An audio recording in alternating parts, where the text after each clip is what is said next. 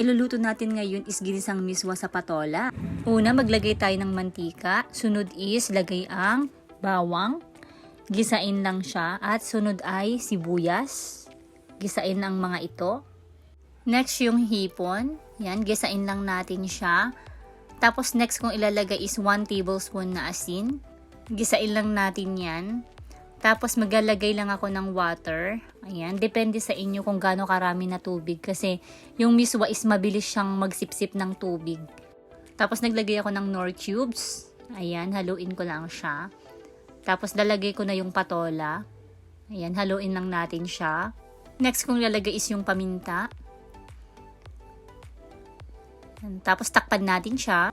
I-check na natin. Ayan, so kumukulo na siya. Sunod kong ilalagay is yung miswa. Ayan, is nabili ko lang yan sa grocery. Pero meron sa sari-sari store yan.